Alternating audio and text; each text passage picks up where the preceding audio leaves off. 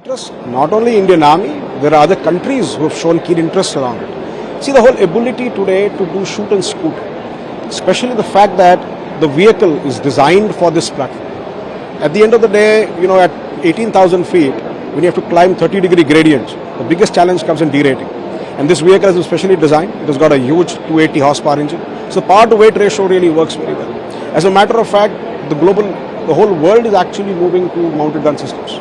Not just the 105, where it's a direct fire role that somebody looks at, or it's a motor support role. So there are new roles that are coming up, and people are exploring. See, an Indian Army has shown keen interest. As a matter of fact, they've tested it at 18,000 feet and above. It's on firing there. Coming into action, coming out of action, all of that. The process is on. Indian Army will procure. The process is on as we talk about it. As a matter of fact, for the last 12 years, we've been developing artillery platforms and protected vehicles.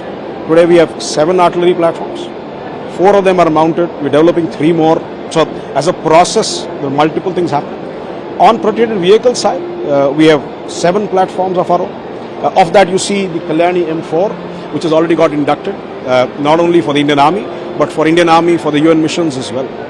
The artillery gun system of ours, which is ATAGS, that is developed along with DRDO, that's just finishing the trials, and hopefully will get inducted next year very soon.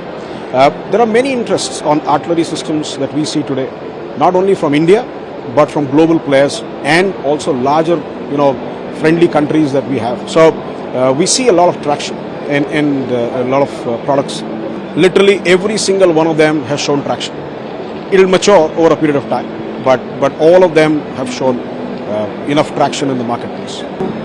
The sniper rifles, both the .308 and the .338 Lapua Magnum sniper rifles, everything here is designed, most importantly, and manufactured in India. So we actually, in the course of this DefExpo, coined the phrase "born in Bharat." There is enough talk about made in India and so on and so forth. Now there's a difference between something which is made in India and something which has been homegrown. So in effect, homegrown is the difference between being able to make every single part and knowing why exactly something is in a certain way inside your weapon and why something is performing in a certain way. So as far as Indian content in all of our systems is concerned, 100% in terms of design, we own all the intellectual property. We have patents applied for on our weapon systems. As far as local content is concerned, we are almost hitting the 85% mark in terms of cost. That is a significant positive for us. The only thing which is actually stopping us from going all the way up to 100 is essentially the fact that certain items do not make sense commercially because they're very easily available off the shelf. For example, magazines, we don't manufacture them, we just get them off the shelf and integrate them.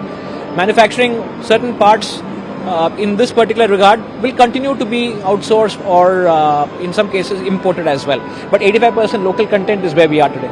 The Indian Army has been now moving very clearly towards the Make in India model. There is absolutely no doubt about the fact that pretty much every acquisition going forward in the area of small arms will be Make in India product. So starting from 2017 onwards, we've been interacting with the armed forces. Some of our upgrades have already found their way into service. We're hoping that some of our systems will also find their way into service in the course of the coming few years. So the requirement for the Indian Army snipers, the .338 Lapua Magnum, that's something that we have. It's a product that's called the Saber. It's a long-range sniper with capabilities to interdict targets at over 1,500 meters.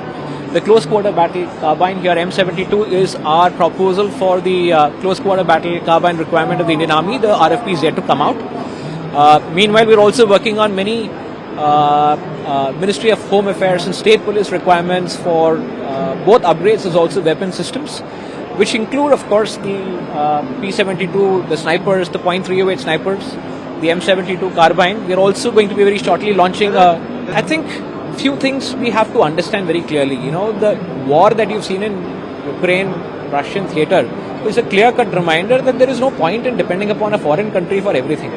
People think transfer of technologies will solve your problem. It will not solve your problem. You will never get a complete transfer of technology. As they would say, it is nothing but assembly that people are going to be doing in the first round. In our case, assembly is just a part of the whole thing. We actually do everything from design to manufacturing of the critical pressure parts to manufacturing of certain components which nobody else manufactures. So for us, the idea is to retain the access to this particular technology inside the country and export it. For us, the objective is not only to sell to the Indian Armed Forces. Yes, of course, that's important, but we want to be the most respected small arms OEM in the region. That's a larger objective of ours. Please don't consider us as purely being an Indian OEM requirement, being satisfied only for Indian Army purposes and so on and so forth. Indian Army is important. Definitely, they are the number one customer of ours, but we want to be in the global market.